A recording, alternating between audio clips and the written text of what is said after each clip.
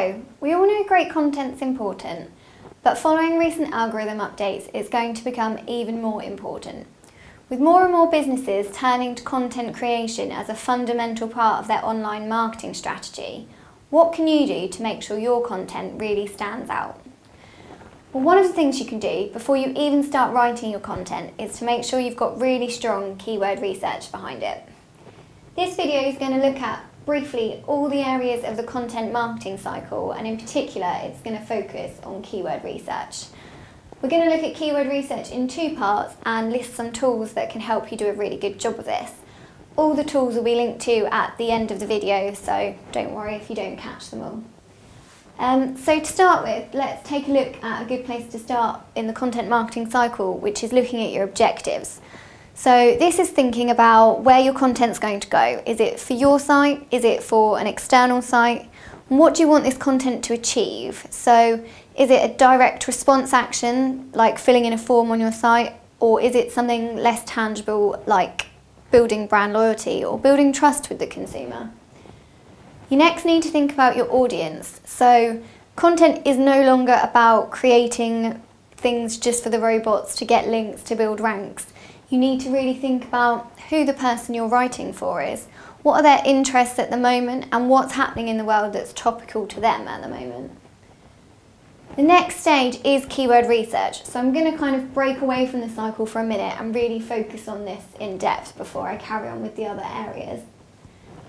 Keyword research is going to help you really make sure your content's got legs before you even write it, so you know you're not wasting your time. Finding a really good idea for your content is the first thing you should do. There's a good set of idea generation tools that you can see here. Good place to start, Experian Hitwise has got lots of cool data on top trending search terms at the moment and search terms that are growing the most at the moment. Aol Hot Searches is another tool that's really good if your client is in kind of the media or gossip sort of industries. It gives you a lot of ideas of what's trending at the moment.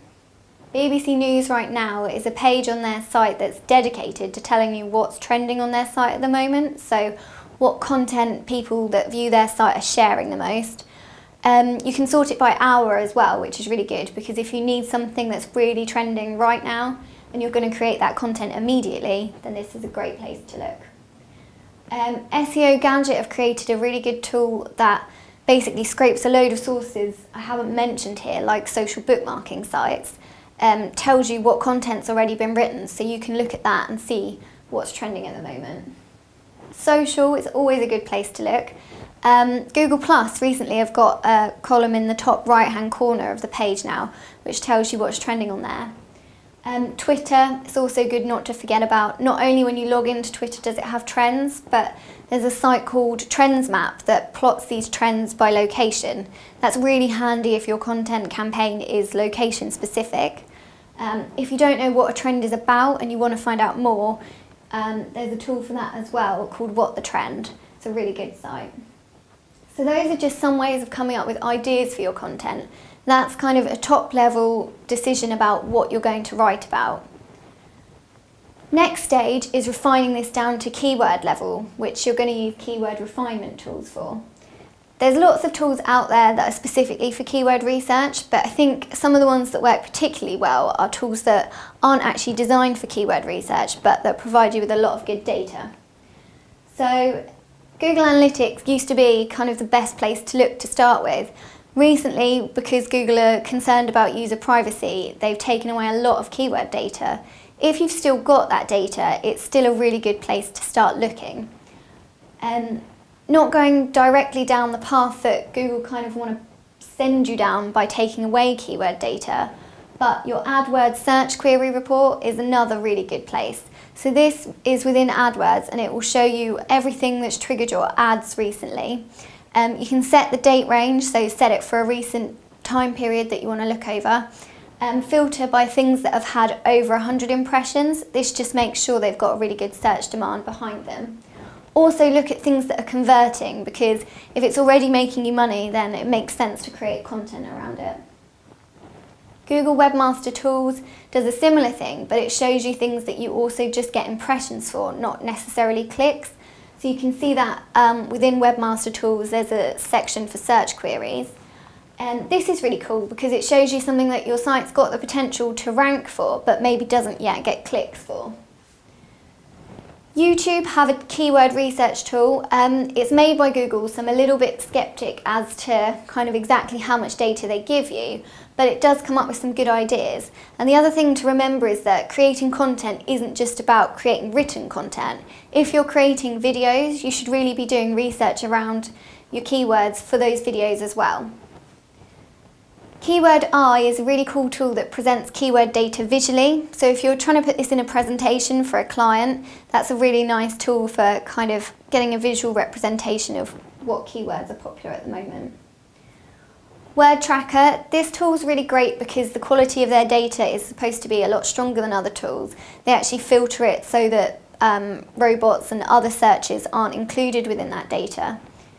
They've got a tool called Keyword Questions, which is really handy if you're doing some kind of content for a guest post or maybe for an FAQ page. Ubersuggest is my favourite tool. It basically searches in Google for all the suggest options that pop up after you type your idea in. So it's the equivalent of typing in your idea followed by every letter of the alphabet and scraping all the suggestions that come up. This tool is really cool because you know those suggestions are being searched for at the moment, whereas with other keyword tools you might find that the data is a little bit behind. So those are two sets of tools for really honing down and doing your keyword research.